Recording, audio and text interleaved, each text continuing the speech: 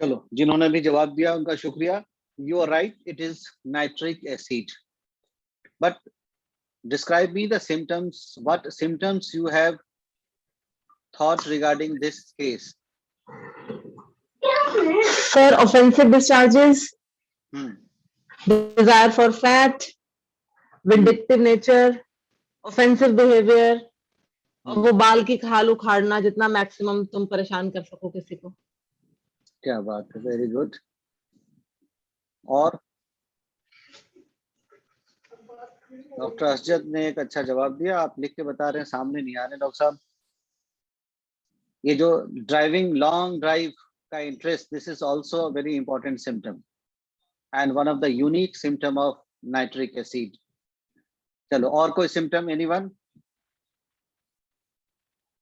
चलो, ऑलमोस्ट बहुत common feature है। मैम ने पर्सनालिटी ही डिस्क्राइब कर दी है नाइट्रिक एसिड की। नाइट्रिक एसिड को अब हम अगर आज अपने एस्पेक्ट पे शुरू करेंगे तो I would like to describe this remedy in few different categorizations of understanding, because it is a very deep acting polycrest multi-miasmatic remedy.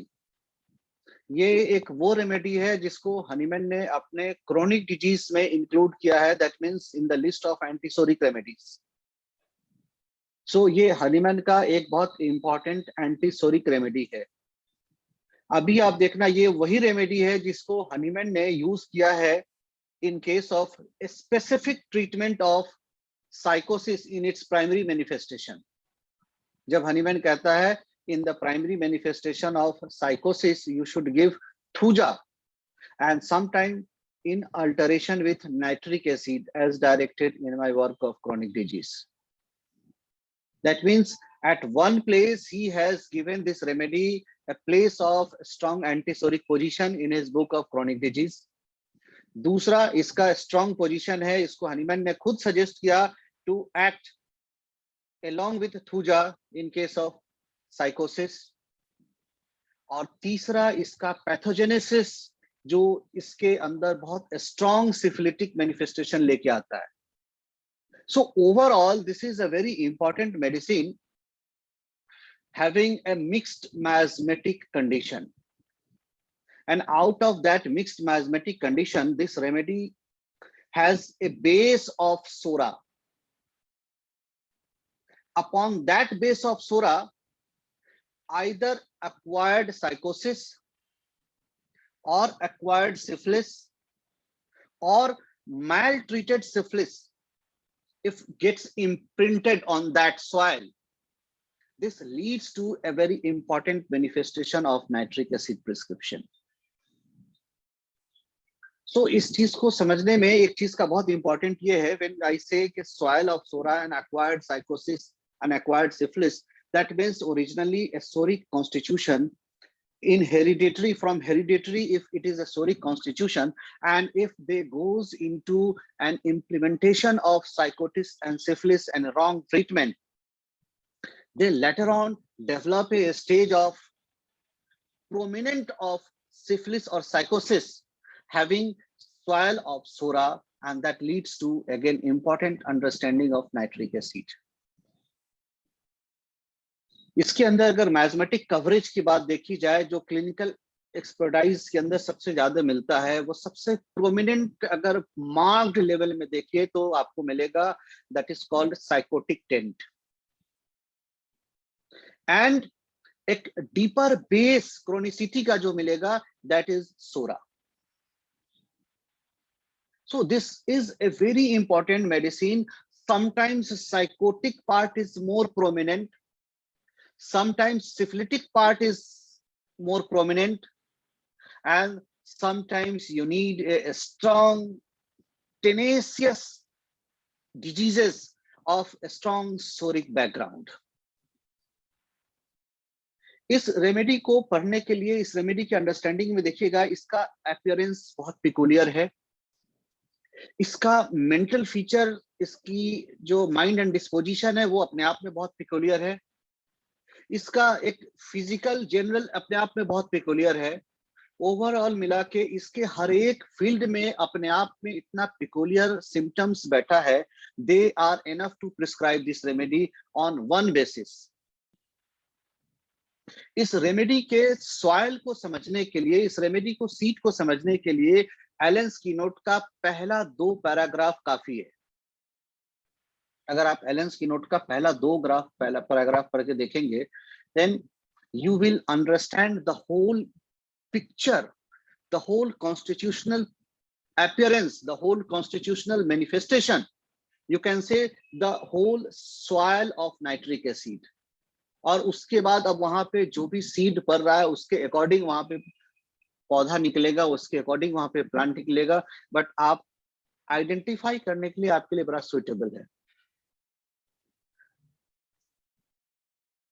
इसको अभी पढ़ेंगे हम, तो सबसे पहले अभी इस पैराग्राफ को डिस्क्राइब करेंगे, उसके पहले यहाँ पे पढ़ेंगे इसका peculiar personality, that means appearance।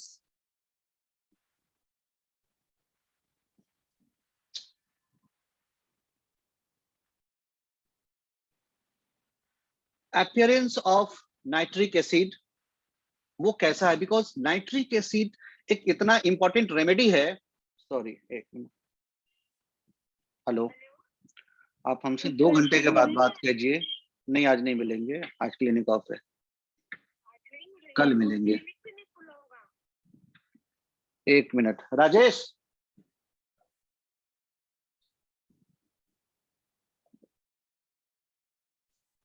बात कर लो पेशेंट। सॉरी। सो इसके अपीयरेंस के ऊपर पहले हम बात करेंगे। इस वजह से बात करेंगे कि देखो, हनीमैन बहुत कम ऐसे रेमेडीज के बारे में उसके फिजिकल कॉन्स्टिट्यूशन को एम्फसाइज करके उसका क्लिनिकल यूटिलाइजेशन बताया है कि उसको इस फीचर्स के ऊपर, उसके इस बेसिस के ऊपर, क्लिनिकल बेसिस, सिर्फ अपीयरेंस के ऊपर भी इसका एक अपना परसिस्टेंस है। आप हनीमैन का मेट्रिया मेडिका प्यूरा और क्रोनिक डिजीज देखेंगे, as the name itself indicates, materia medica pura, that means the whole symptoms are pathogenetic dynamic symptom.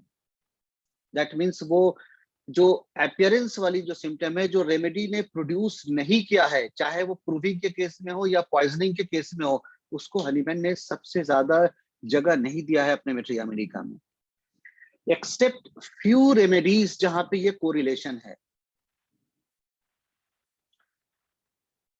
इसको थोड़ा सा बीच में एक इंटरप्ट करेंगे, बीच में पूछने के लिए आप में से कोई एक जवाब जरूर देना। Who has used first time the concept of constitutional prescribing?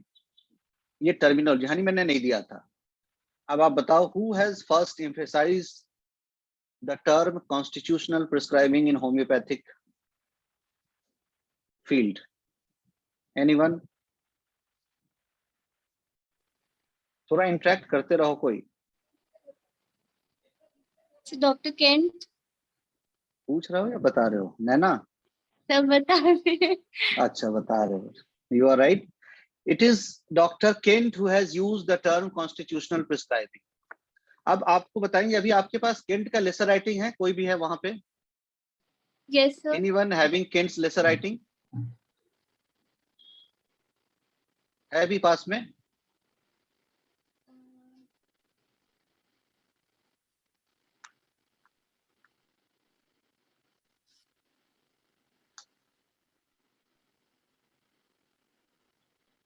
हाँ या ना बोलते जाओ, फिर हम आगे बढ़ेंगे।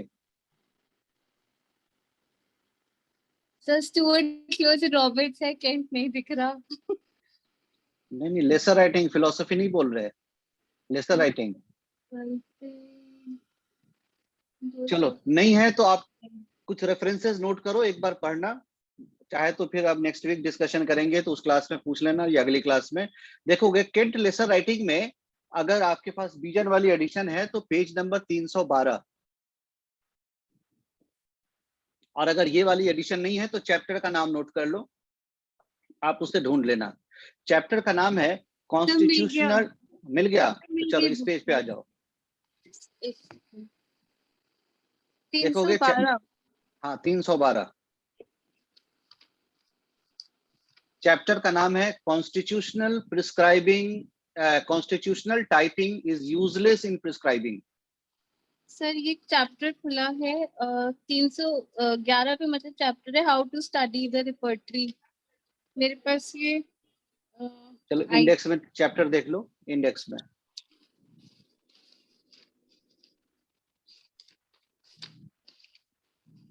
Constitutional typing is useless in prescribing.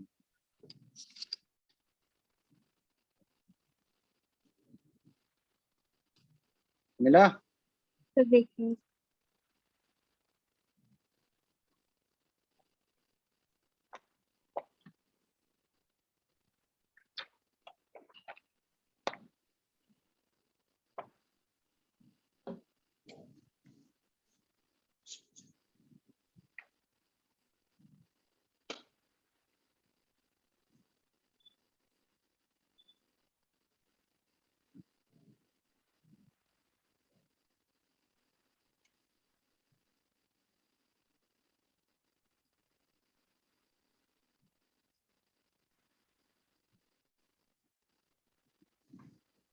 नहीं मिला तो हम अगली क्लास में कल आप लोग को ग्रुप में सेंड कर देंगे वो चैप्टर PDF बना। क्लासिफिकेशन ऑफ कॉन्स्टिट्यूशन है हाँ यूजलेस इन प्रिस्क्राइबिंग। यस हाँ सर, हाँ हाँ यही है एग्जैक्टली। पेज पढ़ना क्या है चैप्टर का नाम? Classification of constitution useless in prescribing. इसके ठीक है, बाद पढ़ने। जी सर बस है। बस बात तो पूरा चैप्टर है, 2 पेज का चैप्टर है ये। तो आप यही देखो, ये भी किसका लिखा हुआ है? Doctor Kent. केंट का। और कॉन्स्टिट्यूशनल प्रिस्क्राइबिंग किसने शुरू किया? Doctor Kent. तो अब मसला क्या है बीच में? एक तरफ इसको कह रहा है यूजलेस है, एक तरफ कह रहा है कॉन्स्टिट्यूशनल प्रिस्क्राइबिंग। और अगर आपको कॉन्स्टिट्यूशनल प्रिस्क्राइबिंग ये वाला सोर्स जानना है जहां केंट ने शुरू किया है, तो उसका एक कई सारी जगह पे है, बट फर्स्ट एक इम्प्लीकेशन आपको मिलेगा केंट मेट्रिया मेडिका में, chapter allium cepa, 2nd page, 3rd 4th paragraph.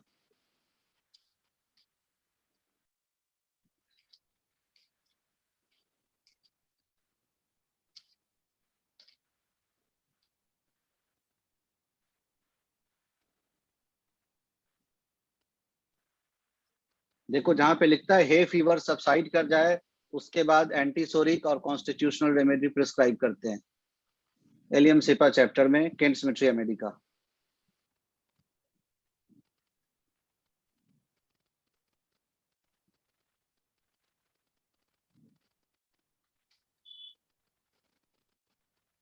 Yes sir. As soon as the hay fever is stopped, you must begin with constitutional treatment. ठीक है? Yes sir. Then what is constitutional treatment? At one place Kent is criticizing it, at one place Kent is praising it, at one place Kent has used this new terminology, जबकि वो उसके पहले use नहीं किया जा रहा था, जबकि हनीमैन ने डिफरेंट प्लेसेस पे कॉन्स्टिट्यूशन और उसका इंपॉर्टेंस बताया है। स्टिल केंट ने हनीमैन ने कॉन्स्टिट्यूशनल प्रिस्क्राइबिंग वर्ड यूज नहीं किया। सर इसमें लिखा है कि हे फीवर एक एक्यूट इलनेस है, तो पहले आप उसको करोगे ट्रीट, उसके बाद जब वो ठीक हो जाएगा then you can start the constitutional treatment. और लेसर राइटिंग में क्या कह रहा है? Classification of constitutional typing is useless. और उसी लेसर राइटिंग में 3-4 चैप्टर बाद और देखना, एक जगह एक चैप्टर है टेम्परामेंट। जी सर, आप उसको भी हाँ, वहां भी केंट उसको क्रिटिसाइज करता है कि this temperament is not useful for prescription, it is वेग।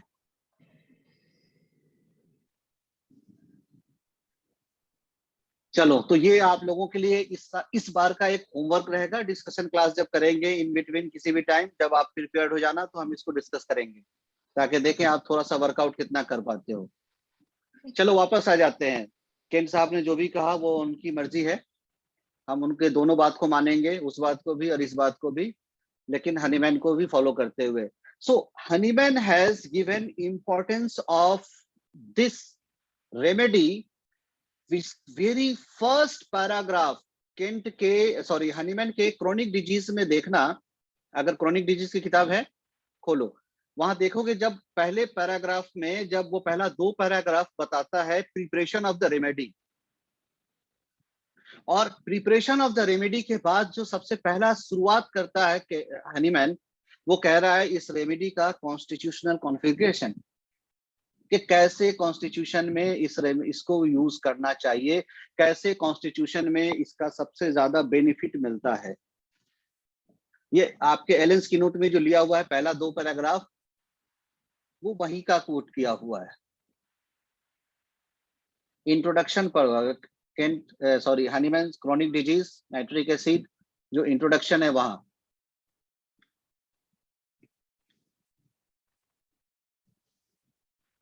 मिल रहा है या बताऊं?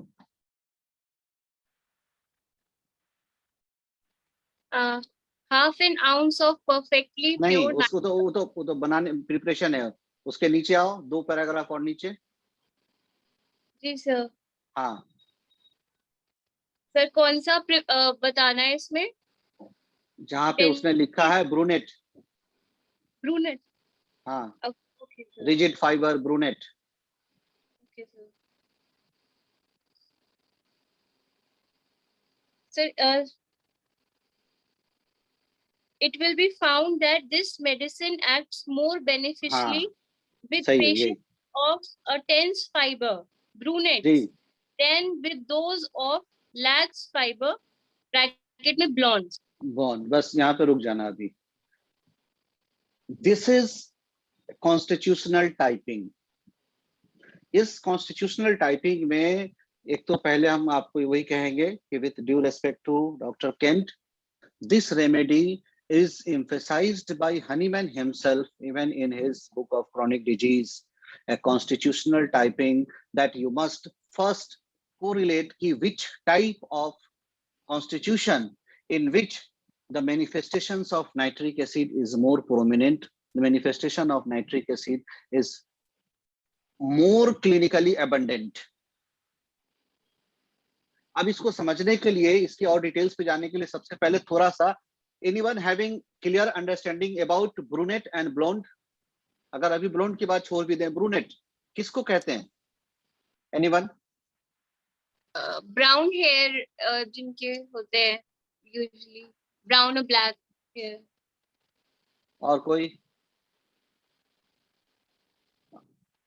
डॉक्टर अंजलि आप कुछ बोलना चाह रहे हो? आपका माइक म्यूट है। Sir dark complexion like calcarea phos. Dark complexion तो हुआ, तो हमारे यहाँ तो लगभग मेजोरिटी मिलता है dark complexion, brown hair, black hair. तो क्या हम सभी नाइट्रिक एसिड टाइप हैं? नहीं सर, ऐसा भी नहीं है। ओके फिर कैसे समझेंगे इस ब्रूनेटर को? तो जैसे इसमें केंट में लिखा हुआ है those who have tense fibers, laxin ये बाद में जाएंगे, टेंस फाइबर वाला बात बाद में, पहले ब्रूनेट। ये दोनों एक नहीं है,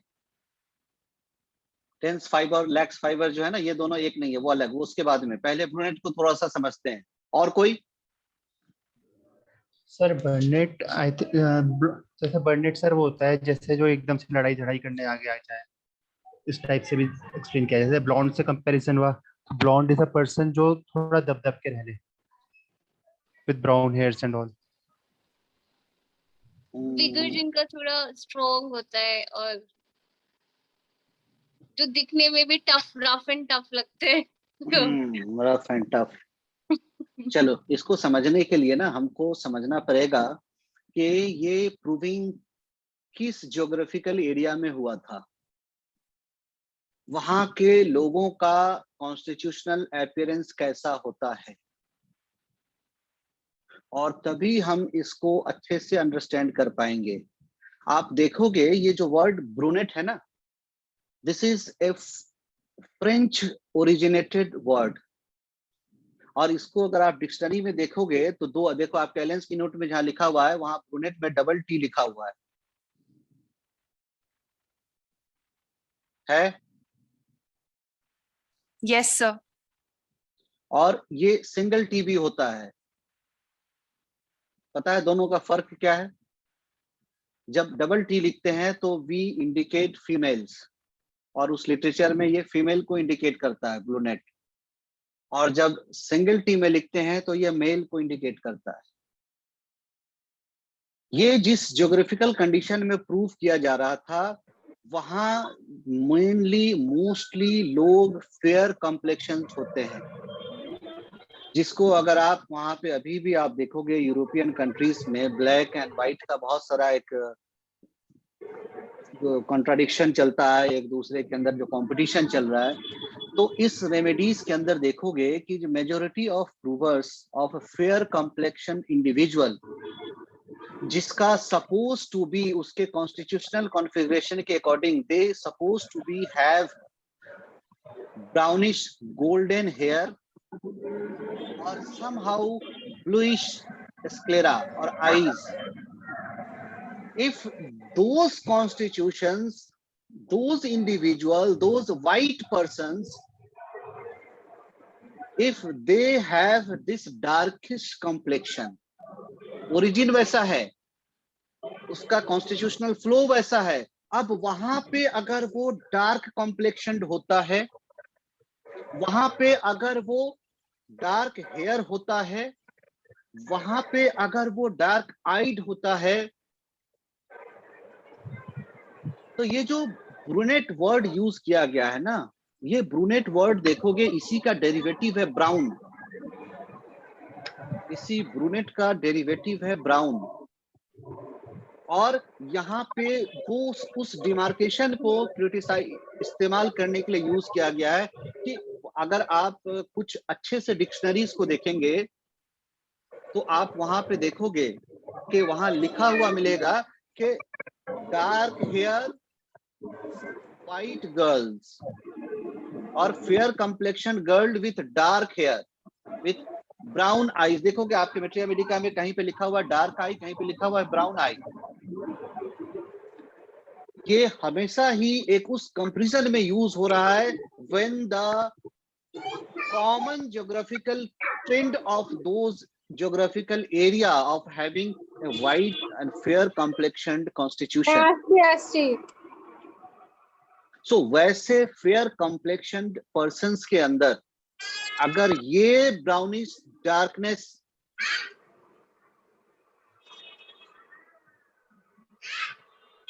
जो appearance होता है, that is what is meant by saying brunette. आप देखोगे बहुत इंपॉर्टेंट एक यही जो सोरा और सिफिलिस का कॉम्बिनेशन वाला रेमेडी है, जिसके अंदर आप साइलेशिया और मरकरी बहुत इंपॉर्टेंट आता है। साइलेशिया और मरकरी ये दोनों वो है जहां ब्लोंड टाइप मिलेगा, वहां सुनहरा हेयर मिलेगा, यहाँ ब्लैकिश और डार्क हेयर मिलेगा। सो जब हम ब्रूनेट की बात करते हैं तो यू मस्ट अंडरस्टैंड सॉइल के अंदर एक मिक्सिंग अप हो रहा है, प्योरिटी के अंदर एक डाइवर्शन हो रहा है। और ये वर्ड ये यूज किया गया था कलर के लिए, कलर डिफरेंशिएशंस के ऊपर। और इस कलर डिफरेंशिएशन में एक डिस्पैरिटी को एक्सप्लेन किया गया है। अब बाद में हम उसको साइकोलॉजिकली किसी नेचर से ऐड ऑन करते हैं, ये सब एडिशन है बाद का, बट बेसिक जो है that is a color differentiation कि originally of this type of white fair complexions individual constitutions having this brownish blackish appearance in the face, eyes और hair, और जिसमें सबसे ज्यादा ये हेयर और आई के लिए यूज किया गया है। अब दूसरा पार्ट आते हैं। दूसरा पार्ट क्या कहता है? रिजिड फाइबर, ठीक है, नॉट लैक्स। अब ये जो रिजिड फाइबर है ये आपको देखने को मिलेगा, this is called individual having skin, muscles and bone, not fat. An individual having skin, muscles and bone, devoid of fat, lacking in expressions on its constitutional part, the appearance of fat. This you will find very closely in case of sepia also. और अगर आप देखोगे तो it is also said to be and highly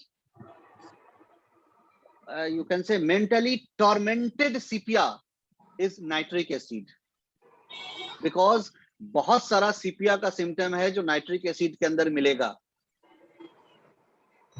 तो अगर वो extreme irritation, extreme vindictiveness अगर हटा दोगे तो rest maximum feature you will find of sepia, and that is the closeness of relationship between sepia and nitric acid.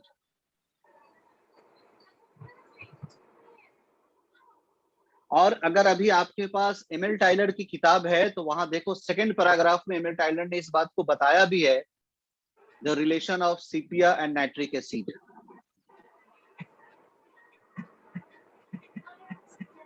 First page पे देखना, second paragraph के लास्ट में नीचे में लिखा हुआ, फर्स्ट पेज में जहां पे नाइट्रिक एसिड लिखा हुआ है।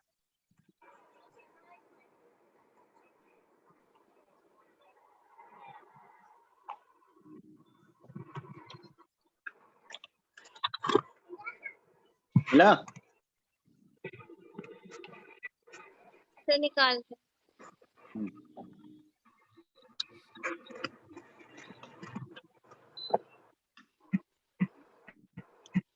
Yes sir. पढ़ना लास्ट वाला दो sentence. But among these, while the mentality of nitric acid, as it seemed to us, is more that of sepia, but sepia loathes fat and does not crave salt. Here is the little nitric acid complex which helps on to the drug, which helps on बस वहीं पर रुक जाओ, वो differentiation बता रहा है। जी जी। सो extreme level पे एक तरह से यू कैन से कि हद से बाहर अगर टॉर्चर किया हुआ मेंटेलिटी मिल जाए और वो अगर एग्रेशन पे आ जाए तो that sepia is what nitric acid is there. Sepia भी रिजिड फाइबर इंडिविजुअल्स के अंदर आता है, not lax and flabby. Nitric acid भी आएगा। सो नाइट्रिक एसिड का पहला डिवीजन जो हनीमैन क्या कह रहा है, दैट इज ब्रूनेट टाइप। दूसरा डिवीजन कॉन्स्टिट्यूशनल क्या कह रहा है, that is individuals of rigid fibre, not lax and flabby type. जिस तरह से अभी आप ब्रूनेट और ब्लॉन्ड का अपोजिट इधर नाइट्रिक एसिड से मार्क्सोल और सीपिया में देख रहे, सॉरी साइलेशिया में देख रहे थे, अब उसी तरीके से ये रिजिड फाइबर नाइट्रिक एसिड का अब आप जाके कंपेयर करना, जिसको हम बहुत क्लोज हनीमैन ने बताया है थूजा के साथ। थूजा का कॉन्स्टिट्यूशन कैसा है? Hydrogenoid, hydrogenoid lymphatic type. What were you eating? ठीक, और वहां lymphatic type hydrogenoid, that you will find flabbiness, obesity, plumpiness in case of thuja. तो एक स्ट्रॉन्ग साइकोटिक टेंट रखता हुआ, और अगर थूजा और नाइट्रिक एसिड में डिफरेंशिएशन करने में आपको दिक्कत हो तो ये पॉइंट आप अपने दिमाग में रखोगे। One is dried up individual, one is fleshy, flabby, sluggish. बाकी बहुत सारा फीचर है जो एक दूसरे से ओवरलैपिंग करेगा। So first point that what Hahnemann has emphasized about this remedy is its constitutional typing, जिसके अंदर दो important point जो सबसे ज्यादा मार्क्ड है, that is called being brunette and being rigid fiber। अब इसको थोड़ा सा हम अट्रैक्टिव वे में आ रहे हैं। डॉक्टर तानिया कुछ पूछना चाह रहे हो? सर, जैसे एलेंस में लिखा हुआ है रिजिड फाइबर, वैसे ही केंट में दिया हुआ है टेंस फाइबर। तो हम दोनों को कॉन्स्टिट्यूशनल प्रिस्क्राइबिंग में कैसे यूज करेंगे? रिजिड आ गया समझ, टेंस में कैसे देखेंगे? वो उसी को मैनिफेस्ट किया है जो केंट ने भी कहा है ना। टेंस फाइबर कहने का मतलब वहां पे भी वही है, the constitutions having lack of flexibility, जो सॉफ्टनेस होता है ना। एक किसी इंडिविजुअल को देखोगे, अगर मसल्स बॉडी में फैट है तो उसको टच करोगे तो वो सॉफ्टनेस होता है, और जिसके अंदर वो फैट की कमी होगी तो वहां टेंस मिलेगा, मतलब मसल्स का हार्डनेस मिलेगा बट वो टेंस नहीं मिलेगा। That is what rigid fibre is. So वो दोनों ही एक ही चीज को एक्सप्लेन कर रहा है। क्लियर है? ओके, सो नेक्स्ट पॉइंट आते हैं जो इस रेमेडी का है, that is it's physical appearance के ऊपर एक कॉन्स्टिट्यूशनल टाइपिंग हो गई। इसको बहुत याद रखना, बिकॉज इसका कॉन्स्टिट्यूशनल टाइपिंग इसलिए भी बहुत इंपॉर्टेंट है कि इस रेमेडी, इस मेडिसिन को देखो कि पहले ही कहा गया है एक ऐसा रेमेडी जो क्रोनिक डिजीज के लिए ही बना है। इस रेमेडी के अंदर 99.9% अगर देखा जाए तो क्रोनिसिटी ही है। इसके एक एक्सप्रेशन में ही कहा जाता है कि क्रोनिक डिजीज से सफर करने वाला individual, rigid fibre, chilly patient, Dzire for fat, complete हो गया नाइट्रिक एसिड अपने आप में। नो मैटर ए से लेके जेड तक कोई भी पैथोलॉजी हो, अगर ये मिल गया है, chronic disease, rigid fibre, suffering from chronic diarrhoea, desire for fat, और अगर उसके अंदर offensiveness and splinter like pain मिल जाए तो समझ लो कि 101% कवरेज हो गया नाइट्रिक एसिड का। Offensiveness and splinter like pen.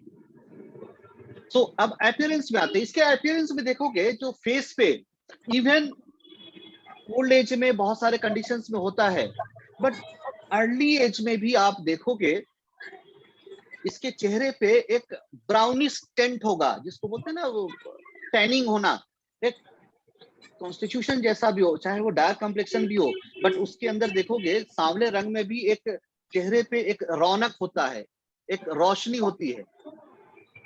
वो रोशनी इसका बुझा हुआ होता है नाइट्रिक एसिड में। ये रोशनी जितना बुझ जाता है, जितना डलनेस खींचने लगेगा, उतना ही इसको हम कहते हैं सिक अपीयरेंस। एक अगर आपके पास अभी बोगर साइनोप्टिक यूनिट है किसी के पास? Yes sir. उसमें मेडोरिनम खोलना, मेडोरिनम।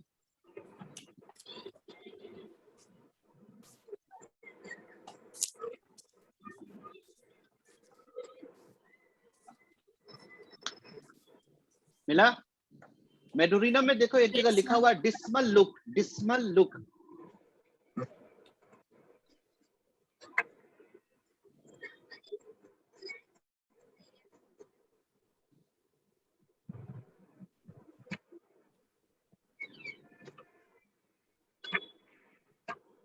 Yes sir.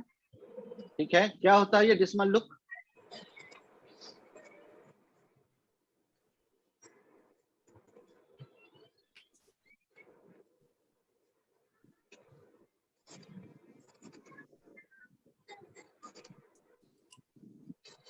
कौन सी लाइट में लिखा है? जहां पे डॉट डॉट दिया हुआ है मेडोरिनम का, उसके नीचे से देखना शुरू करो। बोगर साइनोप्टिक क्या देख रहे हो? Yes sir, Boger's synoptic. हाँ, उसमें देखो, सर मार्क करके नहीं रख। तो दिखा सिर्फ कुछ कुछ मार्क के, पर ये नहीं मार्क। सर और किस? हाँ मिला? हाँ तो अब मार्क कर लेना, अगली बार मिस मत करना इसको। Dismal outlook. हाँ, ये क्या है डिस्मल आउटलुक?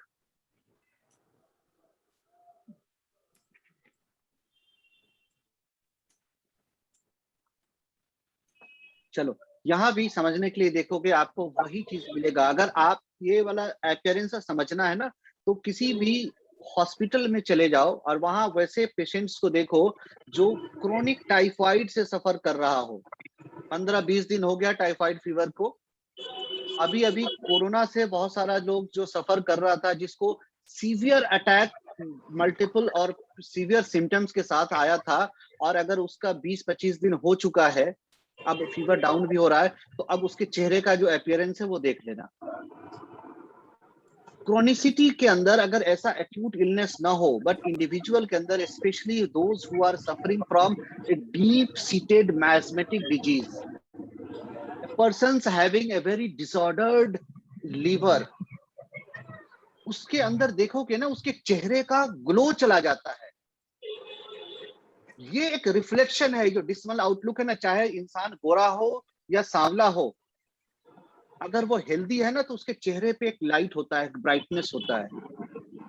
वो ब्राइटनेस डीम होते होते ऐसा होगा कि अब वो निगेटिविटी की तरफ ग्राफ चला जा रहा है। That goes for what we say a dismal look, that goes for what nitric acid personality is also showing. Bracket में सिमेट्रिक योगा दे रखा है। हाँ वो अलग है, उसमें और भी बहुत सारे रेमेडीज के अंदर आएगा, वो रिफ्लेक्शंस में जब हम कभी उसको पढ़ेंगे तो फिर बता देंगे। एक अपीयरेंस का है वो, जिसके पीछे आप देखोगे क्रॉनिक मायस्मेटिक कंडीशन और क्रॉनिक लीवर डिसऑर्डर, या फिर इस तरह से कोई एक्यूट एग्जॉस्टिव डिजीज निकल के आए।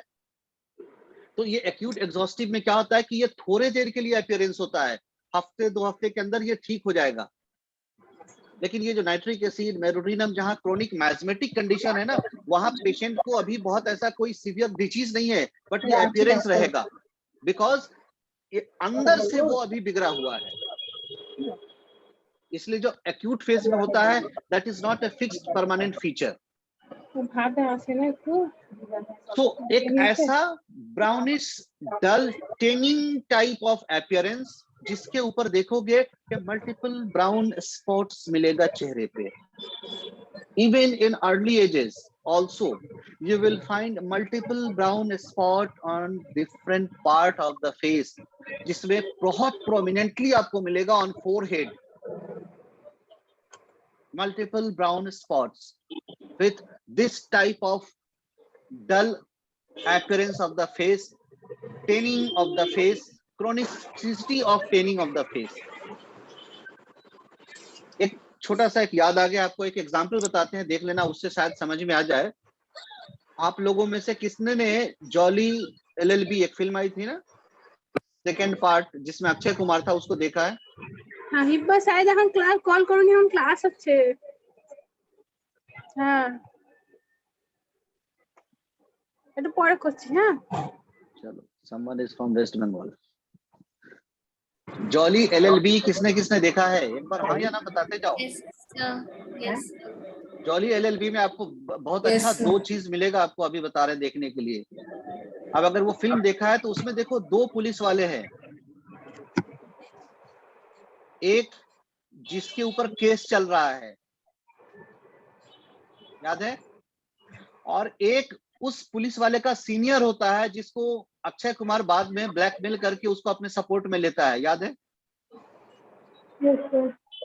अगर नहीं है तो आज रात को जाके नेटफ्लिक्स पे सर्च कर लेना। तो उसका वो वाला पुलिसमैन जिसको अक्षय कुमार ब्लैकमेल करके अपने सपोर्ट में लेता है, और वो जो टेररिस्ट सामने लेके आता है वो उसके हेल्प से, वो वाला पुलिसमैन को याद करो जो सीनियर है। That look is the look of your nitric acid. और उसका वो वाला पुलिसमैन जिसके ऊपर केस चल रहा है ना, that is somehow of thuja type, flabby. तो वहां आपको देखो ये थूजा और नाइट्रिक एसिड दोनों ही मिल जाएगा, और ये कहने की जरूरत नहीं पड़ेगी कि मेंटली कितने शरीफ थे दोनों। सर नहीं, हाँ, तो ये शराफत अपने आप में आजमा देता है कि आप अगर पैसे के लिए किसी का मर्डर कर सकते हैं तो कितना इन डेप्थ मैथमेटिक करप्शन होगा आपके अंदर, ये बताने की जरूरत नहीं पड़ेगी।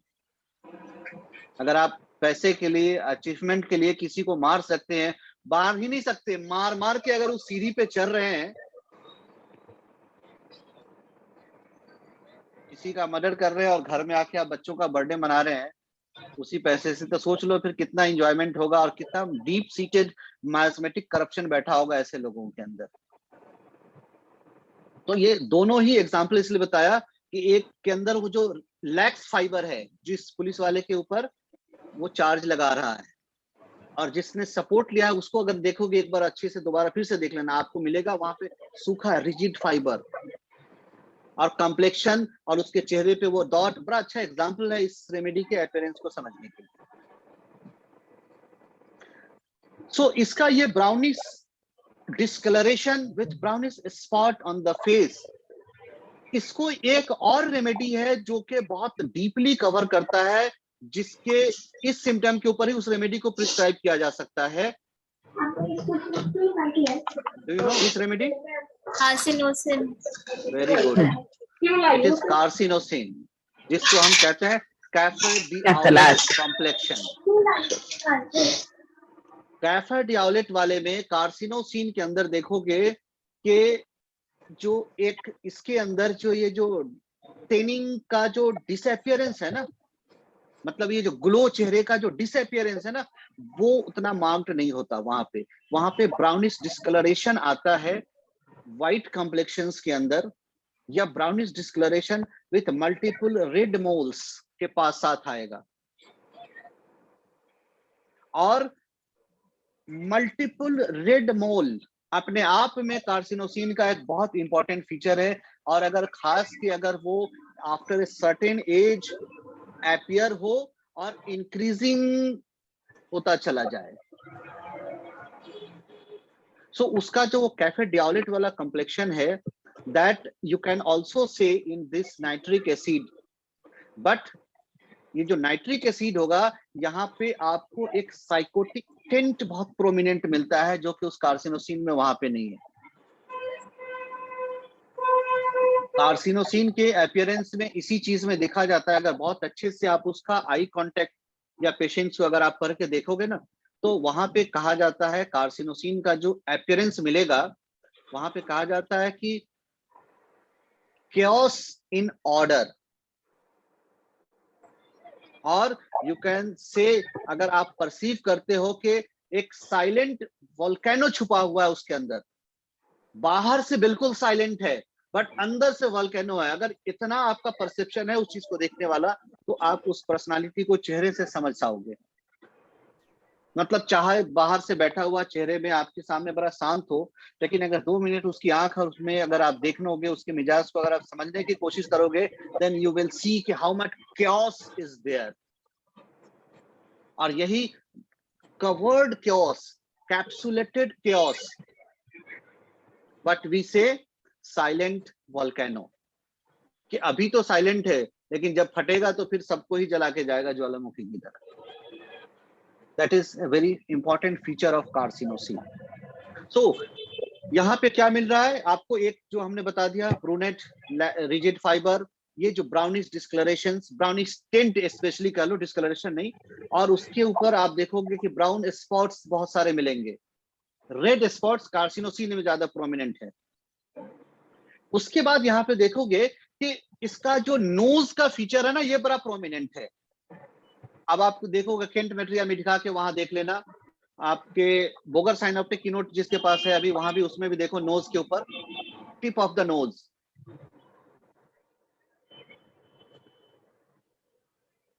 रेड स्कर्फी,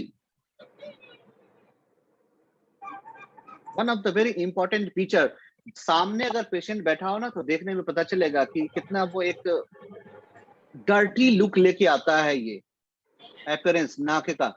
और ये ऐसा डर्टी लुक है कि अगर आप जाके वो जो क्या पार्लर में हम अगर इसको नाक के वैक्स निकलवाते हैं ना, तब भी वो ठीक होने वाला नहीं है, because it is not just a superficial thing. Wax निकालोगे तो वहां पे ब्लीडिंग स्पॉट्स आ जाएगा और ब्लड सूखेगा, तो फिर वहां पे वही स्कर्फी, स्कर्फी बोलते हैं वहां पे, कि जो सर में जैसे रुस्सी डैंड्रफ हो जाता है ना, तो वो डैंड्रफ टाइप भरा होगा, वहां पे रेडनेस होगा और डैंड्रफ होगा, specially this tip of the knows. ये बहुत इंपॉर्टेंट फीचर है।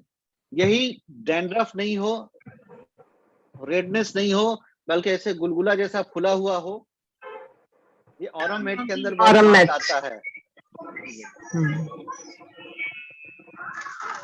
तो ये इसका अपीयरेंस। उसके बाद इसके अंदर मिलेगा दैट वेरी इंपॉर्टेंट, ये तो क्लिनिकली बहुत सारी जगह पर, ये देखो नाक के इस पार्ट पे, जस्ट लुक हियर, नाक के इस पार्ट पे, here you will find warty growth, here you will find बहुत थिक क्रस्ट।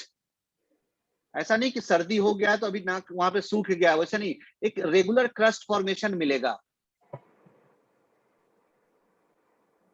और warty growth, sometimes bleeding, sometimes with pain as if splinter like sensation. So चेहरे पे, कॉर्नर ऑफ द माउथ पे, knows के ऊपर, इन जगहों पे वार्टी ग्रोथ बहुत इंपॉर्टेंट फीचर है नाइट्रिक एसिड का। फेस में एक चीज बताएंगे, इसी के अपीयरेंस में नाइट्रिक एसिड में बहुत कॉमनली बहुत बार मिलता है, जिसको हम कभी कभी मिस कर जाते हैं। कोई इलनेस कुछ भी नहीं है, बट ये देखो, ये दोनों मार्जिन देखो यहाँ पे अच्छे से, इस दोनों मार्जिन पे यहाँ पे अचानक से एक डार्कनेस ऑफ कम आ जाएगा। जो भी चेहरे का रंग है उससे यहाँ पे देखोगे धीरे धीरे एक डार्कनेस अपीयर्स हो जाता है इस दोनों मार्क एरिया पे। अब वो डार्कनेस धीरे धीरे क्या होगा, एक उसके अंदर थोड़ा सा एक टेंशन टाइप, जो एक स्ट्रेचिंग सेंसेशन टाइप आएगा। पहले सिर्फ डार्कनेस, स्ट्रेचिंग सेंसेशन, फिर उसके बाद वहां पे लगेगा जैसे एक जो ड्राई एक्जिमा होता है ना, उस टाइप का अपीयरेंस होना शुरू हो जाता है। बाकी कहीं पे हो, बहुत सारा ड्रग है, अगर इस एरिया में हो रहा है, it is one of the very important feature of nitric acid. Then you will find in case of nitric acid, especially a very painful cracking of this corners of the mouth, lips and nose, painful cracking। और उस pen के अंदर जो important sensation मिलेगा, that is this as if some splinters are there, pricking, something is pricking there।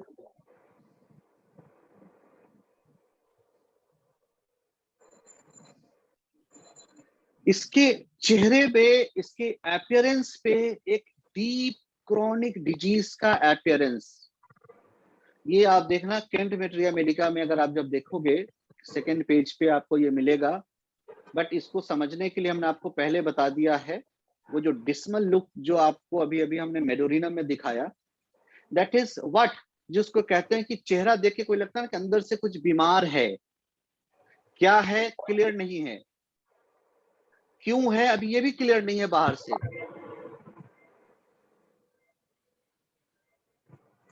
Pathologist is not aware of the reason, but a homeopath can assess what is the reason। और ये जो reason होता है, ये जो appearance होता है, this is one of the very fine indication of perceiving the miasmatic indications। और कभी कभी आप पेशेंट के अंदर बहुत बड़े से बड़े बीमारी को ठीक कर सकते हो, क्योर कर सकते हो, इवन बीमारी के जन्म लेने से पहले। हम जन्म लेने की बात कर रहे हैं, बिकॉज आप उसको ठीक करते हो इंट्रायूट्राइन लाइफ में बीमारी को, और ये इंट्रायूट्राइन लाइफ का अर्ली प्रेगनेंसी का साइन है उस बीमारी का, जहाँ पे पैथोलॉजी एस्टैब्लिश नहीं होता, जहाँ पे डायग्नोसिस एस्टैब्लिश नहीं हो रहा है, बट एक फीचर अपीयर आना शुरू हो जाता है। यही फीचर जैसे जैसे जैसे जैसे एडवांस होगा, जैसे जैसे इसका फिक्सेशन होगा, जैसे जैसे इसका सोमेटाइजेशन होगा, वैसे वैसे ये पैथोलॉजी डेवलप होगी, डायनामिसिटी अब वहां पे आपको कम मिलने लगेगा। यही एक फॉर्मुलेशन होता है जब बीमारी क्रोनिसिटी में होती है और एक वेल डेवलप्ड डिजीज से वो वन साइडेड डिजीज की तरफ जाना शुरू हो जाता है, और वहां पे वो डायनामिसिटी उसकी कम हो जाती है। दैट मींस कॉन्कोमिटेंट सिम्टम्स वहां मिलना कम हो जाएगा, धीरे धीरे जाके बस कुछ प्रोमिनेंट सिम्टम ही रह जाता है। खैर वो बात अलग है। सो इसके अपीयरेंस में ये जो फीचर है इसका, ये बहुत इंपॉर्टेंट है। अब इसके फीचर में एक और चीज ऐड कर लेना, that is the quality of hair.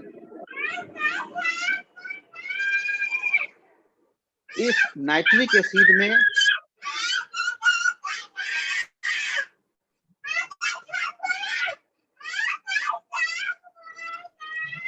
और ट्यूबरकुलिनम के अंदर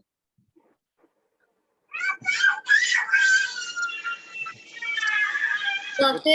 Razia, please switch off your mic. Mic is on. Dr. Razia.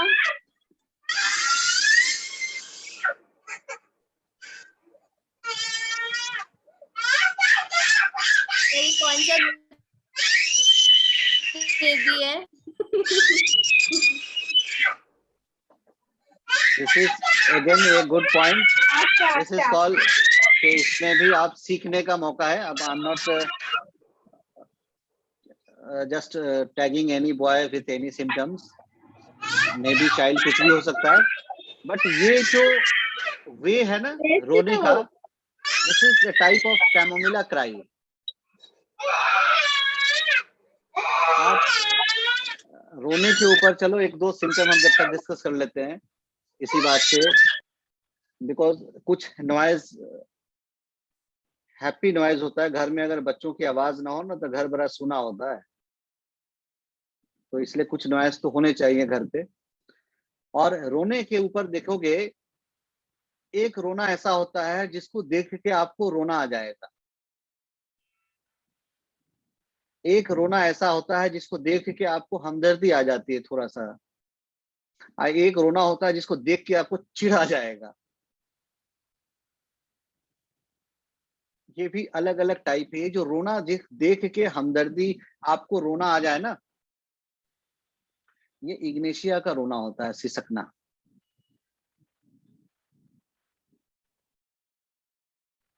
ये रोना नेट्राम्यूर का रोना होता है. वो रोना जिसको देख के आपको हमदर्दी आ जाए वो पल्साटिला का रोना होता है.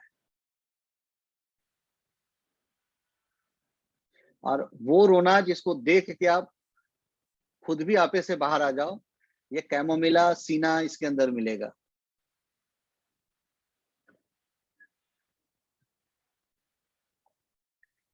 इस रोने से इंपॉर्टेंट है, जब इसका मेंटल सिम्टम पढ़ेंगे ना, इस नाइट्रिक एसिड, इसमें भी एक बड़ा इंपॉर्टेंट सिम्टम है इस रोने के ऊपर.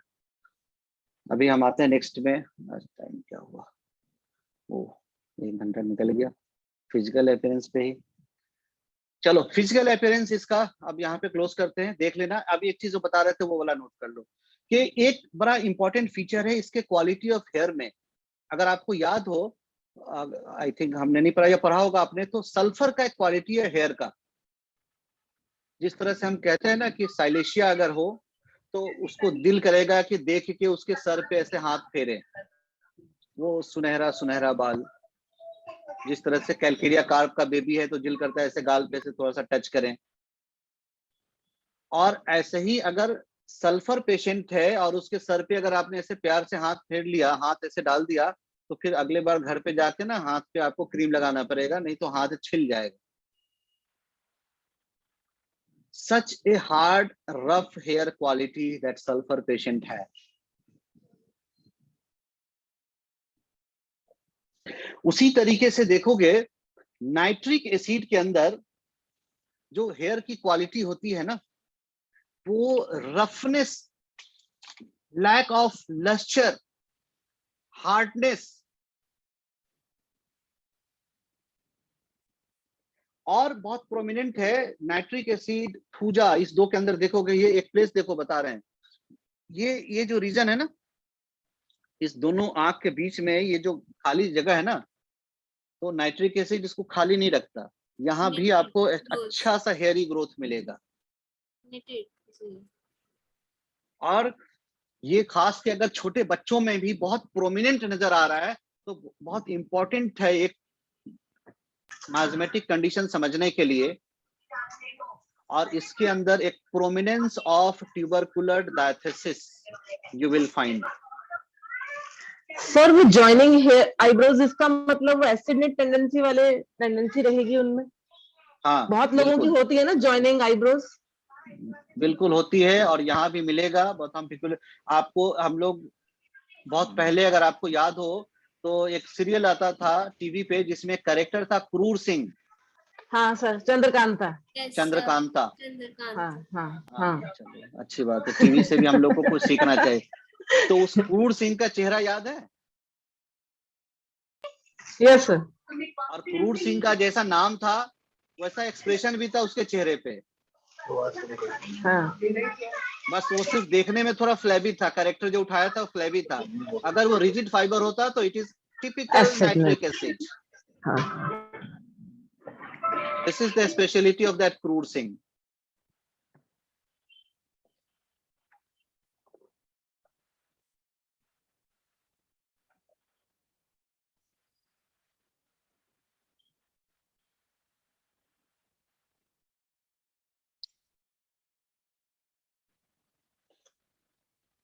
उसके बाद अगर इसके अपीयरेंस में एक और चीज ऐड किया जाए ना, तो वो होता है ऑफेंसिवनेस।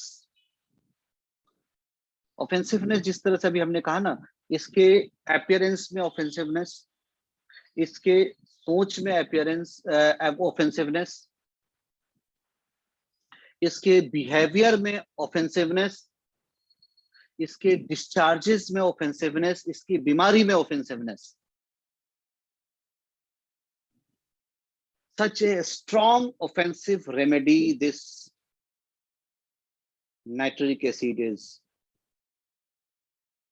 अगर ऑफेंसिवनेस पे प्रिस्क्राइब किया जाए कुछ रेमेडी, जिसका नाम बता रहे हैं आप, अच्छे से सुन लेना, जिसमें से सबसे पहला रेमेडी आता है वो है नाइट्रिक एसिड। दूसरा रेमेडी अगर आएगा तो वो है सोरिनम। ये दोनों समझ लेना जैसे कजन ब्रदर है, दोनों एक दूसरे का चचेरा मौसेरा भाई, दोनों ही ऑफेंसिव, दोनों ही चिली, बट एक हैविंग डायरिया टेंडेंसी, एक having constipated. Nitric acid is diarrhic remedy and psorinum is constipated. बाकी डिफरेंशिएशंस मिल जाएगा।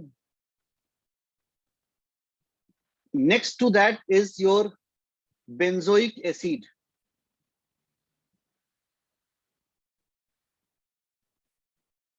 बेंजोइक एसिड भी वही नाइट्रिक एसिड की तरह बड़ा सारा फीचर्स लेके आता है। हर जगह ऑफेंसिवनेस ऑफेंसिवनेस हम लोग पढ़ा ही है लास्ट टू क्लासेस में, ठीक है। वहां हम कैरेक्टरिस्टिक्स को ढूंढते हैं with deeper pathology and urinary कॉन्फॉर्मेटेंट के साथ। उसके बाद जो ग्रुप में आता है जिसके ऊपर सिर्फ इस ऑफेंसिवनेस पे प्रिस्क्राइब कर सकते हैं, दैट इज कॉल्ड बैप्टीसिया।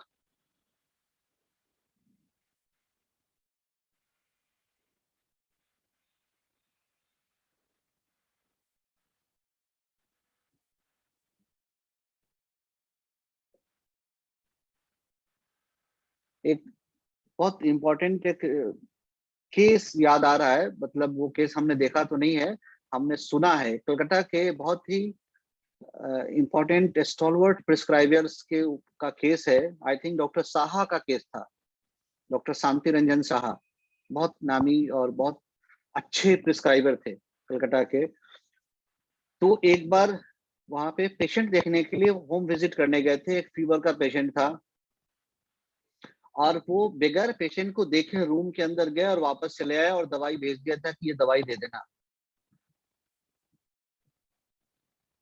और पेशेंट 2 दिन के बाद उसका फीवर ठीक हो गया था और वो दवाई थी बैप्टीसिया।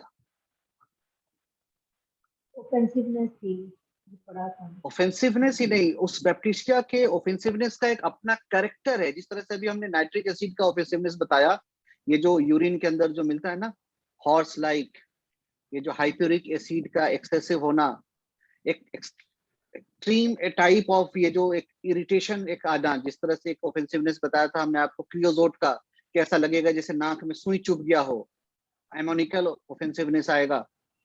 उसी तरीके से जो बैप्टीसिया का ऑफेंसिवनेस होता है ना, वो ऑफेंसिवनेस देखोगे आप। अब यही ऑफेंसिवनेस में कैरेक्टर में अगर डिफरेंस है, जो सोरिनम का ऑफेंसिवनेस है, वहां ऐसा लगेगा जैसे आप कभी मरा हुआ चूहा आपके घर में हो, किसी के घर में देख लो तो कैसा बदबू आता है।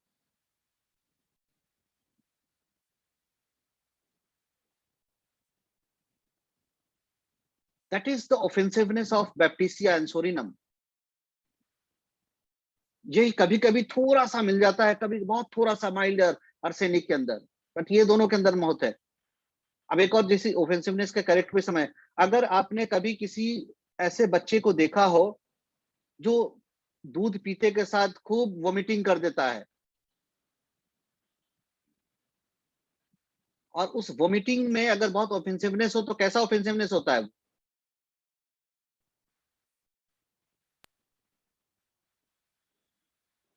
सर सार ऑफेंसिवनेस। हाँ जी, वेरी गुड।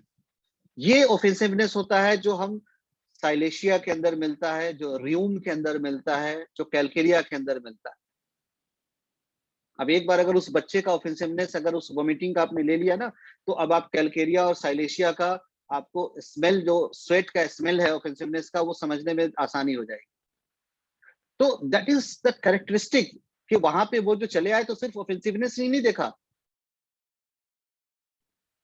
So, उन लोगों के अंदर उनका अपना एक जो क्लिनिकल परसेप्शन है कि उस स्मेल को भी उतने अपने क्लिनिकल एक्सपीरियंस में दे कैन आइडेंटिफाई स्पेसिफिक्स कि क्या है, और वो उस बैक्टीरिया का जो एक्चुअल ऑफेंसिवनेस होता है ना, वो वहां पे होता है, जिसको आप अगर समझना हो, जिसको हमने अभी जैसे चूहा मरने का एग्जांपल दिया, वही देखो, जब कोई एक ऑर्गेनिक मैटर, जब कोई भी एक लाइफ अगर वो मर गया हो और उसके मांस का जो सरण होता है ना, that type of smell is the typical smell of bacteria.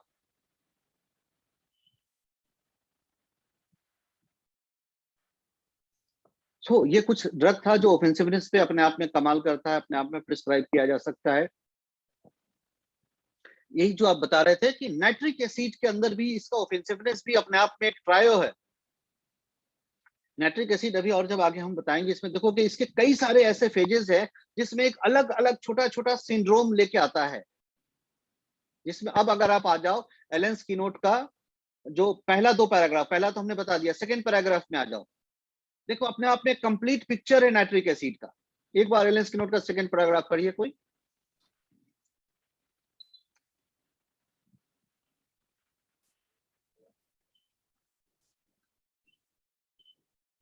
So old people, yes ma'am, आप करिए। वो नहीं,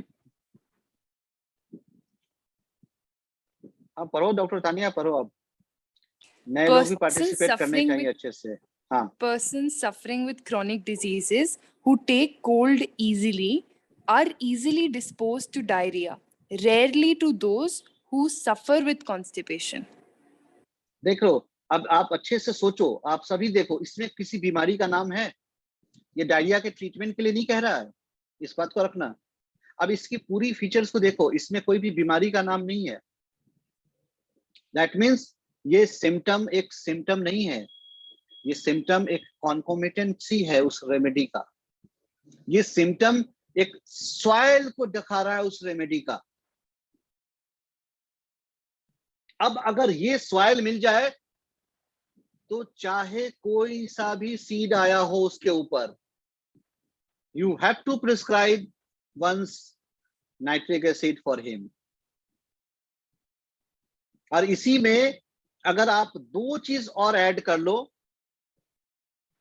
चीली पेशेंट कह दिया, क्रोनिक डिजीज कह दिया, डायरिया का टेंडेंसी कह दिया, अब सिर्फ 2 चीज ऐड कर लो, और वो है offensiveness and desire for fat. इतना अगर आप सिम्टम याद कर लोगे ना, अगर ये मिल गया तो जिंदगी में कभी नाइट्रिक एसिड के प्रिस्क्रिप्शन में आप फेल नहीं करोगे। अगर ये ट्रायल मिल गया तो चाहे बीमारी कोराइजा का हो या कैंसर हो, you will not fail. That is the importance of syndrome, symptom syndrome of this nitric acid. इसीलिए हमने पहले कहा था कि एलन स्किनोट का पहला 2 पैराग्राफ जो इस रेमेडी में दिया हुआ है, ये अपने आप में पूरी नाइट्रिक एसिड को समझने के लिए काफी है। ये पूरी नाइट्रिक एसिड का एक स्टाइल बता दे रहा है। उसके बाद जो है वो सब छोटा छोटा स्टेशन है।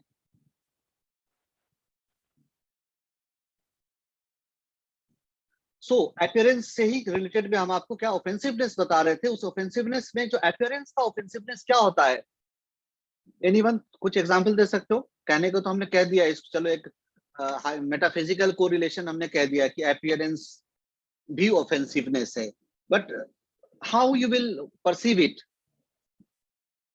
या हमको ही एक्सप्लेन करना हुआ तो आप कैसे समझाओगे? What do you mean by offensiveness in appearance?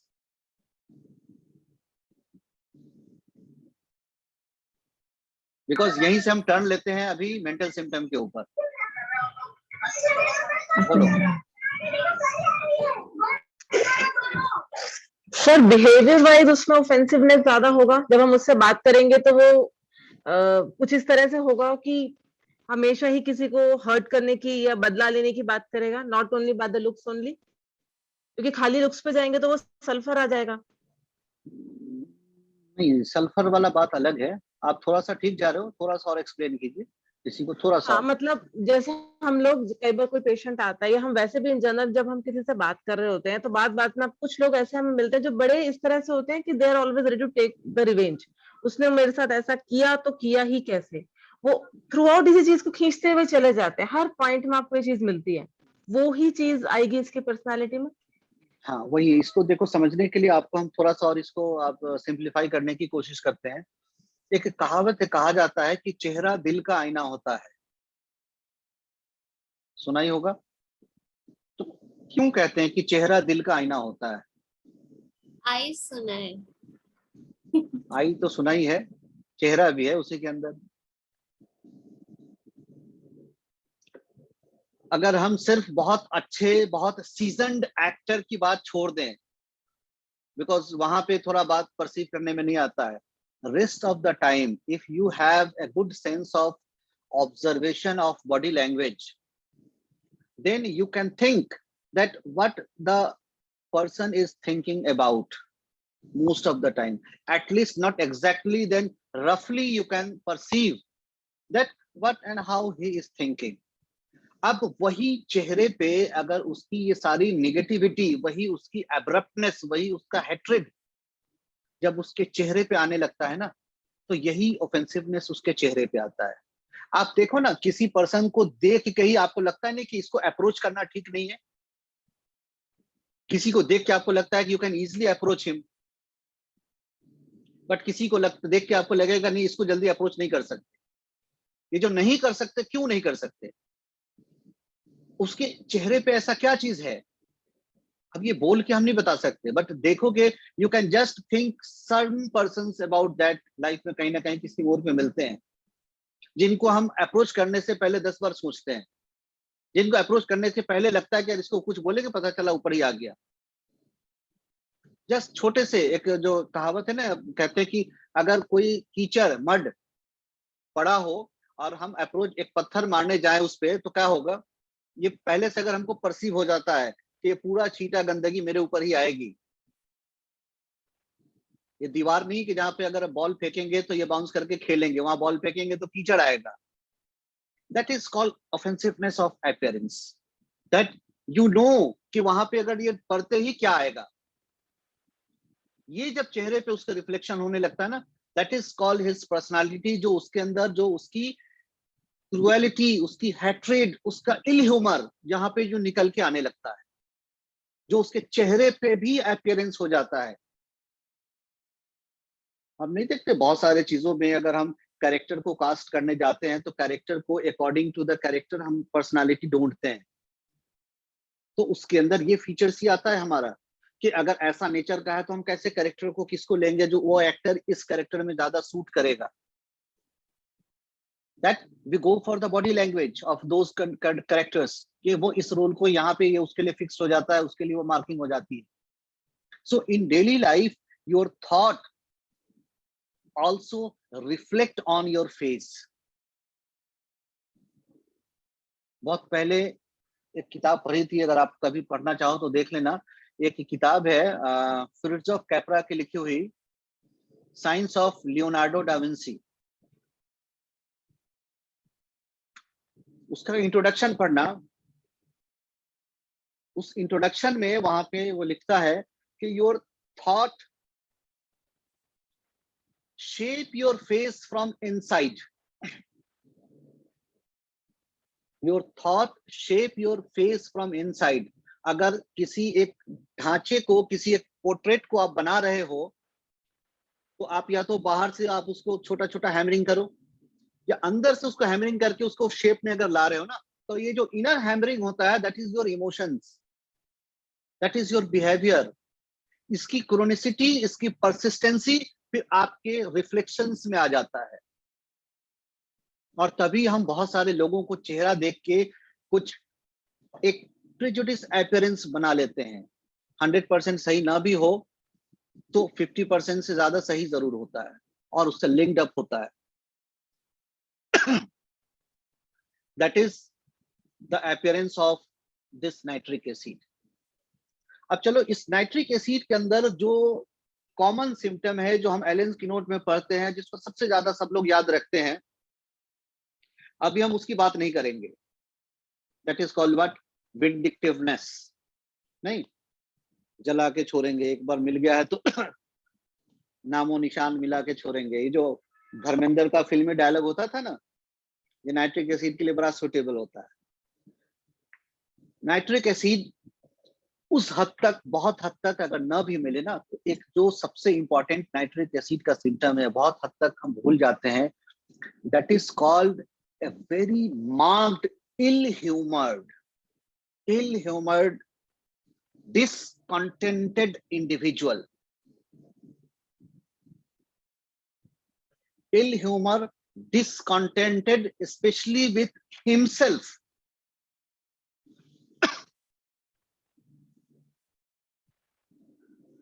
And this is one of the core of nitric acid.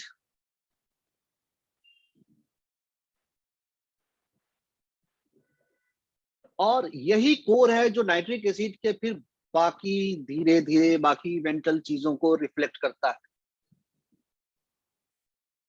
अब आगे इसको और आगे बढ़ने से पहले थोड़ा सा एक बार जानना चाहेंगे कि what do you understand by saying ill humoured? Ill humoured क्या समझते हो इसको? एनीवन थोड़ा डिस्कस करोगे तो ज्यादा अच्छे से हम शायद क्लियर कर पाएंगे, क्योंकि हमको लगता है हम तो समझ गए. मैडम ने लिखा है हमारे को. सर मजाक में भी तंज मारना.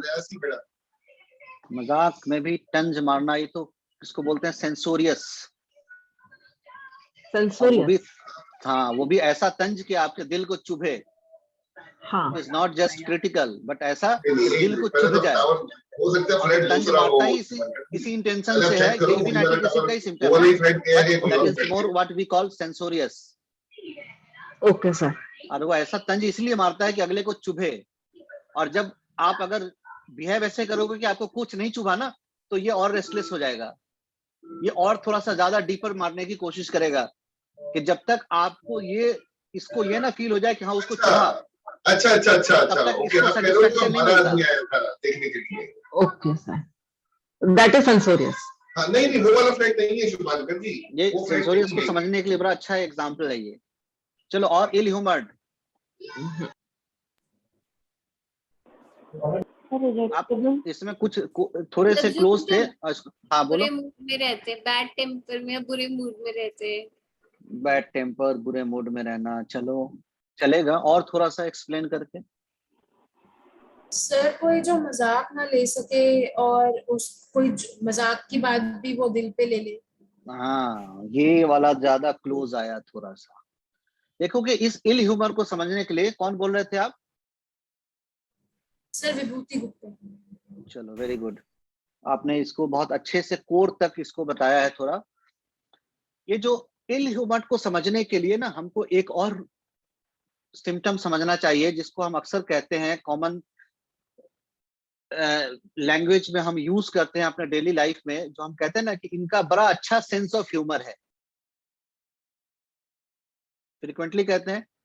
किसको कहते हैं कि बड़ा अच्छा सेंस ऑफ ह्यूमर है? वो जिसको कोई बात कह भी दो तो उसको मजाक में उड़ा देता है. आप उसको तंज भी लो तो वो उसको एक ऐसा जोक करके बोल देगा. किसी बात को ऐसा कहेगा जो महफिल में दो लोग उसके साथ सुनते हैं, उसकी बात को बुरा नहीं मानेंगे. उसको कुछ कह भी दो तो वो उसको सहने की हिम्मत रखता है, उसको एक स्पोर्टिंगली, एक लाइटली वे में लेता है. व्हाट वी से, गुड सेंस ऑफ ह्यूमर.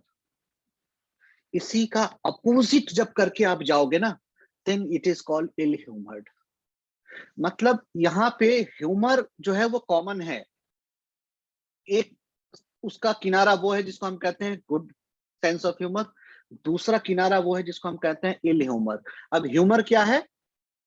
एक दूसरे के साथ एक इंटरटेनिंग टॉक, एक दूसरे के साथ एक थोड़ा सा फ्री टॉक.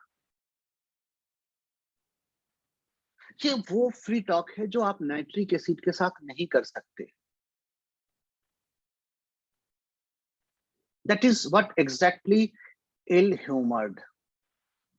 अब यहाँ पे ये जो इल ह्यूमर्ड क्यों है, ये डायरेक्ट कोई कोरिलेशन नहीं बता रहे हैं, बट इसका एक फैक्ट है, ये अपने आप में अंदर से इतना डिसकंटेंटेड है। इस रेमेडी को एक बार हम पढ़ने के लिए आपको सजेस्ट करेंगे कि आप एक बार जो हनीमैन का क्रोनिक डिजीज है, अभी एक नैना ने दिखाया, बट बाकी लोग भी क्रोनिक डिजीज प्यूरा जरूर रखना, कभी मौका लगेगा तो सिर्फ उस किताब को भी पढ़ने का तरीका बताएंगे। देखो क्रोनिक डिजीज में नैना एक बार चैप्टर उठा कर देखो, 65 सिम्टम्स हैं जो सिर्फ माइंड का सिम्टम दिया है हनीमैन ने, 65। हम एलेंस की नोट पे उठा के देखो, 3-4 सिम्टम से ज्यादा विंडिक्टिवनेस पे ही घूम के रह जाते हैं नाइट्रिक एसिड में। 65 देखो मेंटल सिम्टम है। नैना सिम्टम नंबर 5 पढ़ना क्रोनिक डिजीज में। Home sickness. होम सिकनेस, कभी सोचा था नाइट्रिक एसिड कैप्सिकम से ज्यादा बढ़ते हैं तो थोड़ा सा फिर एसिड फॉस पे आके रुक जाते हैं।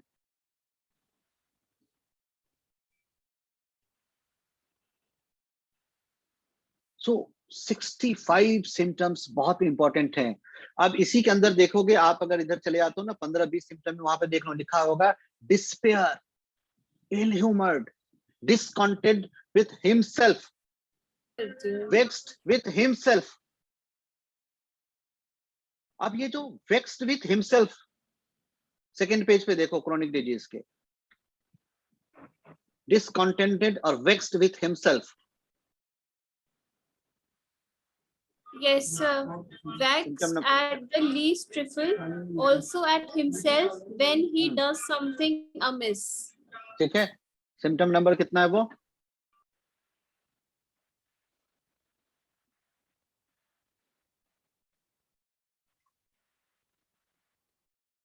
Forty-four symptoms.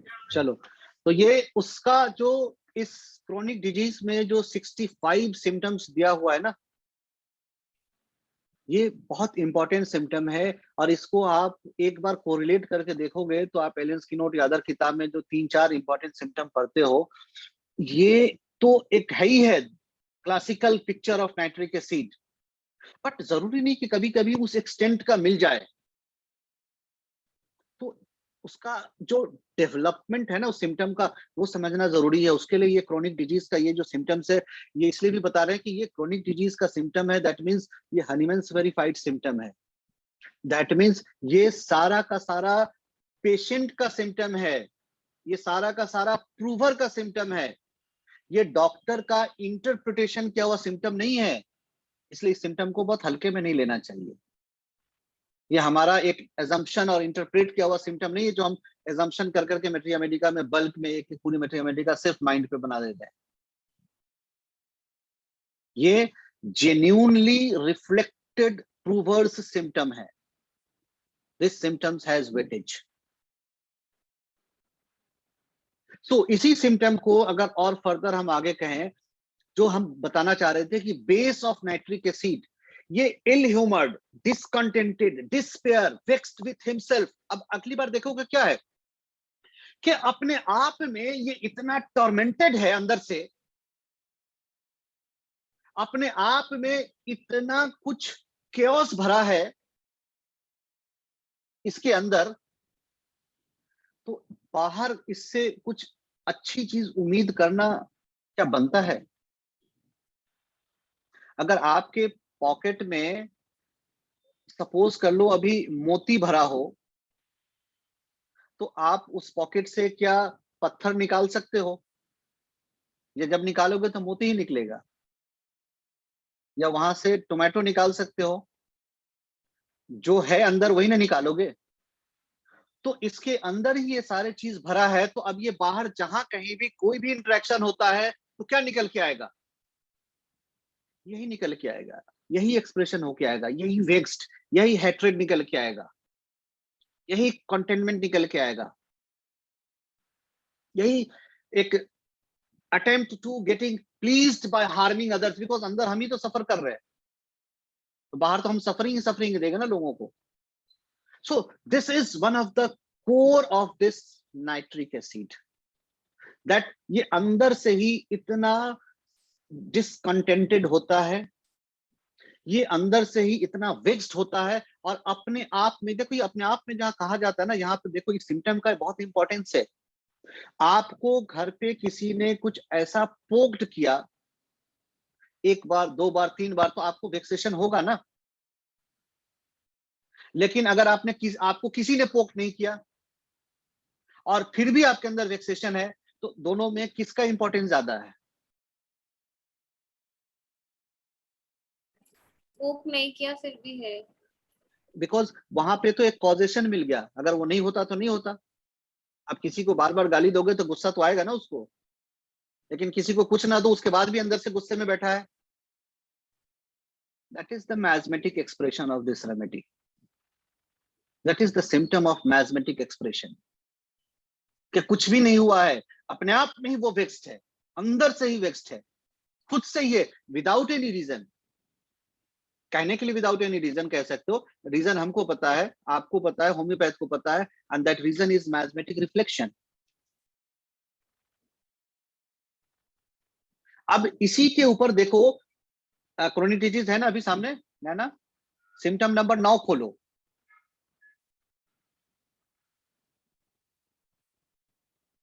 Yes, sir. पढ़ो। At the least admonition, the child begins to weep piteously. Yes, ये Child सिम्टम का नोट कर cry. लेना। नहीं, चाइल्ड का क्राई वो दूसरा है, अभी बता रहे हैं। ये सिम्टम बाकी लोग नोट कर लेना जिनके पास क्रोनिक डिजीज नहीं है या जब तक नहीं खरीद रहे हो। ये बहुत इंपॉर्टेंट सिम्टम है। सर सिम्टम रिपीट कर दीजिए। नैना एक बार पढ़ के बता दो एग्जैक्टली, बिकॉज उसके सामने किताब है। At the least admonition, the child begins to weep piteously. Okay, अब इस सिम्टम को समझना जरूरी है। समझने के लिए इसका 1-2 वर्ड मीनिंग है वो जानना जरूरी है। एडमोनिशन का मतलब क्या होता है?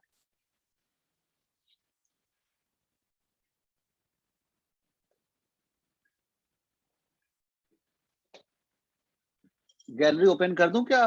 सभी लोग दिखाई देंगे, 1 मिनट।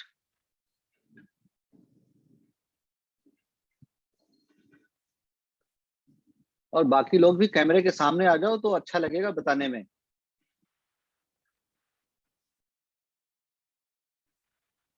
सर मतलब रेप्रिमांड करना। हाँ, ये तो दूसरा मीनिंग वर्ड हो गया, रिप्रिमांड करना। इसका एडमोनिशन का ही दूसरा मीनिंग है Advice, रिप्रिमांड। है ना? इसको थोड़ा सा एक्सप्लेन करके बताओ। तो थोड़ा सा भी समझाओ बच्चे को या मना करो करने की, आपको बच्चे ऐसे नहीं ऐसे करना है, उसमें ही बोलना शुरू कर देना। तो तानिया ने भी सही बताया था, लेकिन उसका मीनिंग वही है, मतलब ये दूसरा वर्ड है जिसको अभी हम काउंटर करेंगे एक बार। बट ये दोनों चीजें मतलब क्या है, बच्चे को थोड़ा सा भी समझा भी दो। यहाँ बात देखो, लिस्ट, रिप्रिमांड, एडमोनिशन, इसके अंदर देखो कि एक चीज है, रिप्रिमांड स्पेशली हम तब यूज करते हैं जब को उसकी कोई बात आपको नागवार गुजरे। That means you are not accepting this behaviour, you are warning not to do again. This is actually what we say reprimand. reprimand के अंदर थोड़ा सा हार्डनेस आता है। That means something is not acceptable to you. आपका ये behaviour हमको नहीं अच्छा लगा। When you are showing your disapproval, this goes more in favor of reprimand.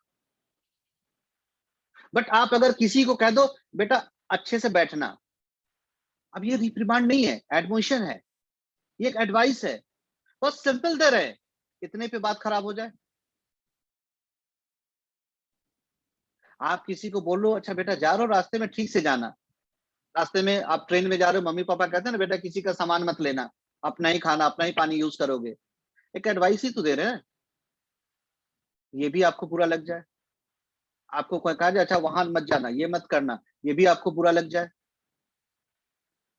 अब यहाँ पे जो हम बताने जा रहे हैं इसका सीक्वेंस समझना बहुत इंपॉर्टेंट है, ठीक है।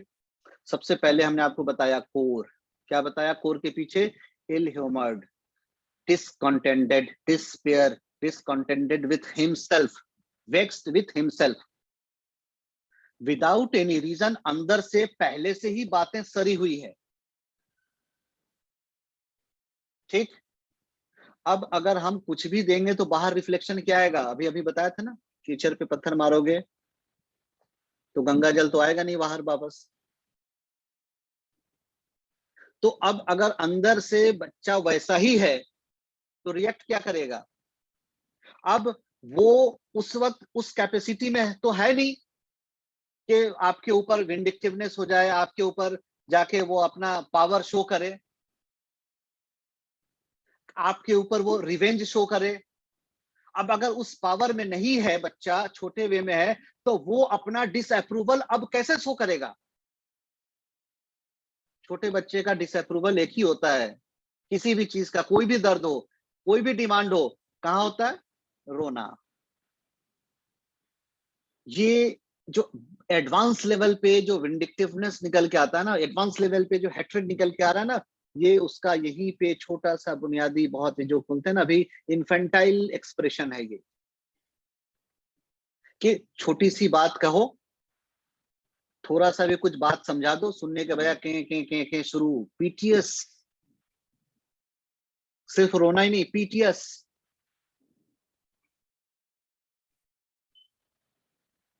क्यों? रीजन हमने बता दिया, पहला सेल्फ डिसकंटेंटेड, सेल्फ वेक्स्ड, अंदर से वही, अब बाहर से लोगे। अच्छा, इस एडमोनिशन के ऊपर दो और रेमेडी है जिसका हम आपको अभी डिफरेंशिएशन बताएंगे, पहले इसका सीरीज बताते हैं। अब आप नैना क्रोनिक डिजीज का सिम्टम नंबर 46 खोलो।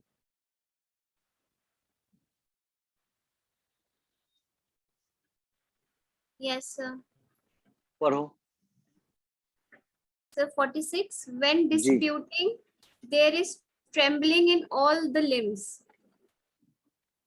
अच्छा, उसके बाद वहीं पे देखो एक जगह वो लिखा होगा कॉन्टेंसियस, 46 देखना, हाँ 46 में ही होगा। Yes, sir. 47 symptom है sir.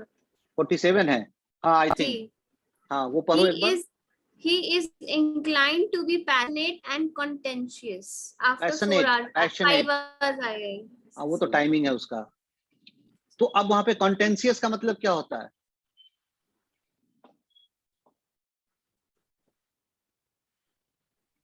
जो आर्ग्यूमेंट इजीली कॉज कर ले किसी भी बात वेरी गुड, पे। Very good. अब ये देखो, पहले बच्चा था, बात आपकी बर्दाश्त नहीं कर सका तो एक्सप्रेशन क्या आएगा? रोना, और कुछ कर नहीं सकता।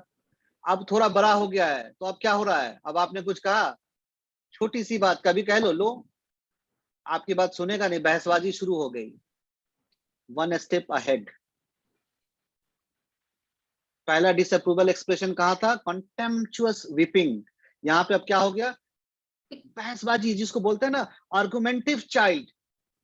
मतलब कोई भी एक बात उससे करना मतलब अपना सर फोड़ना, कोई बात समझाना मतलब अपना टाइम खराब करना, अच्छी भी बात उससे कहो मतलब अपना दिल बुरा करना। This is called argumentative. Argumentative का मतलब ये नहीं होता है कि एक प्लीजरेबल टॉक। आर्गुमेंटिव का मतलब यहाँ पे ये नहीं होगा कि आपसे बातें कर रहा है, वो एक लॉजिक एक्सप्रेशन कर रहा है। आर्गुमेंटिव का मतलब होता है वहां पे कुछ भी हो आपको काउंटर करेगा, और काउंटर करते करते ही it will goes into a disapproval critical sense of expressions. ये कहते हैं सेकंड स्टेप। उसके बाद थर्ड स्टेप में आता है, अब जहां के आप देखोगे सिम्टम आगे जो नैना उसी पढ़ के देखोगे, यहाँ पे लिखा हुआ है कि passionate and frequent tendency to taking oath and abusive languages. नैना कट गई। क्रोनिक डिजीज का ही सिम्टम है, दिखा रहे हैं। अब ये थर्ड स्टेज का जो मैनिफेस्टेशन है कि अब जब उसको कुछ बोलोगे, जब अब आप उसके साथ कुछ कहोगे, नाउ अब उसके पास पावर है, नाउ अब उसके पास कैपेसिटी है, अब वो एक्सप्रेशन को और वायलेंटली आपके साथ शो करता है। तो अब ना वो रोएगा ना बहस करेगा, अब आपको पनिश करेगा। And that is the advanced